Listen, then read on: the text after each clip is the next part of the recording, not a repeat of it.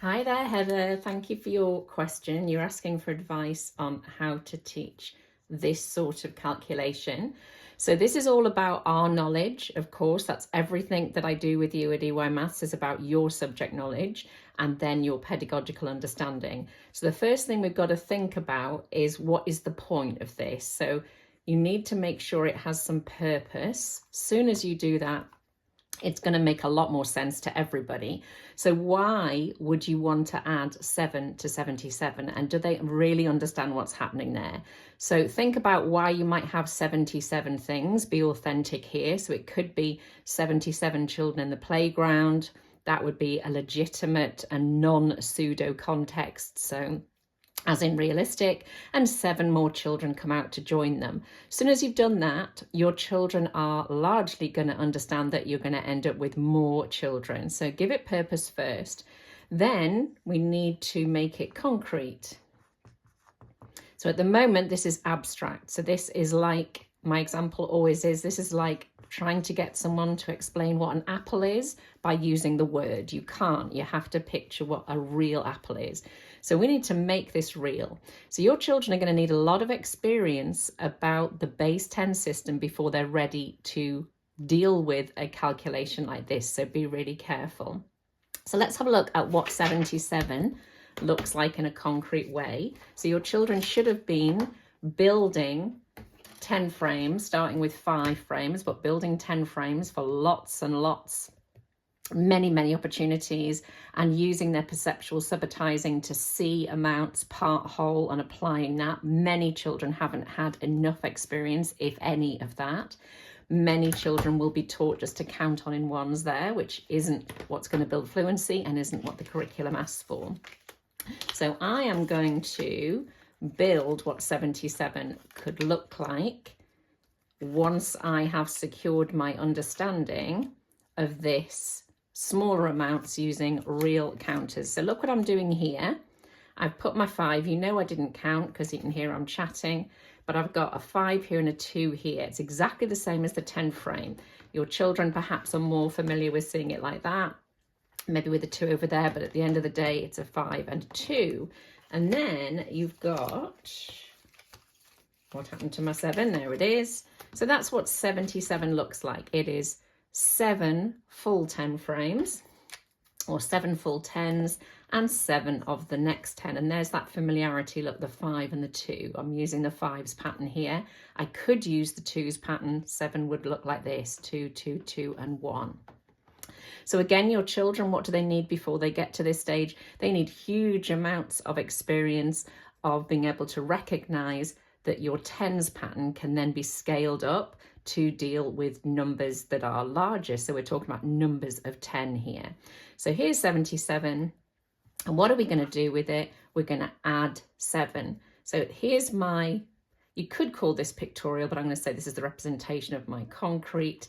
So we could also, when it's appropriate, I would be modeling this with my children for a long time before it's appropriate for them to do it alone. And then I would be using laminated, we could call these blank number lines. They're not officially blank, but they haven't got all of the numbers written on them. Just going to squish my 100 at the end there. Ooh. You know what that says. So make your 5 a bit more prominent. So here we've got, if I go back over here, 5 finished 10s and 2 there. So there's 5 finished 10s, and there's my 70, and then I've got 7 of the next 10. So that would be, take me to about there. So this is this understanding of the 10, and you want to add 7 more. So we're going to wonder about what that looks like. So this is a really helpful way. And as children get older, the important thing is when they see this, that they are visualizing this. And because these are on cards, we could actually move these into a visual number line using 10 frames. So we've got there. We're now going to focus on our concrete again, because that's where the learning really happens. And you've said 77. Let's write the calculation under here so we can see 77 plus 7. So we've got 77, and we're going to add 7 more. So here's the 7 from the 77. You could have it all laid out here. And I'm going to add 7 more. And your question was, Do I teach them to add 10 and then subtract the 3 they didn't need? The most important thing is to not think about teaching maths as something for children to learn to do. Teaching maths is about children thinking and acting mathematically. So you need to ask them, what do they see? We're basically here, we've got our 70, but we're doing a 7, add another 7. So what do they notice? What do they notice here? What do they notice here? You and I notice this is the same amount there, same amount not there. We're going to join these amounts together. Now, your children should have had a lot of experience of this already before they are approaching numbers that involve multiple 10s. Make sure you haven't gone too quickly and you're being led by a scheme rather than led by what works.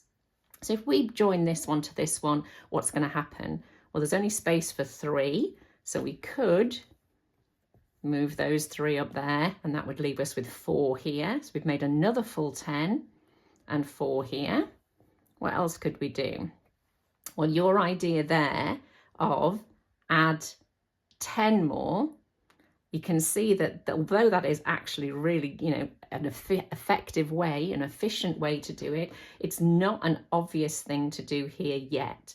So I would say the partitioning is going to give you what you're looking for here. The idea about part whole, add sum. So we've made another full 10. Let's go back over here. So we basically filled these ones. And what have we got on the next one? We had, say, if you build this, I've done it so you can see on the screen, that's what we've ended up with. So here was our 7 we had, and if you did this with counters, we started off with that. Those 3 have moved up there. That's why they're not there anymore. So we've now got 8 full 10s and 4 of the next 10. Okay, let's have a look on our number line. We were on 77 here. That was worth 3, and then we had 4 on here. So we're going to be that there is going to be 84. And you can see again, I'm doing this so you can see on the video, but doing this on a much longer pre-printed number line that was laminated, you wouldn't have to draw these on and it would be equal. I would also recommend that you always show with a smaller line where the 5s are, because that helps you determine, for example, here where that 7's going to sit. So I hope this video helps. What I want you to take away from this, and what I would guess anybody watching this, is it's unlikely that you set a purpose, because most people don't. That is instantly going to help children think, well, I'm going to end up with more, and they might even start solving it. Remember, it's got to be concrete. The word apple is not the apple. It's just the symbols in English for apple. Linking it to pictorial, don't rush into that. Stick to the concrete. These need to be actual counters. And your children need to have done an awful lot with much smaller amounts, because basically this is the base 10 system. So your children need to know how to partition 10, add numbers to 10 really fluently before you start then scaling this up to multiple 10s. Laying your 10s out in a 10 frame pattern so you know what 77 looks like. Having a look at that with all those 7s around here and saying, well, what are we doing? Well, we've got a 7 and we're adding 7 more. What do you see? What could we do? How does that transfer? All right, so I hope that's helpful. Key messages are, don't teach children to do things procedurally. Teach them to understand the math.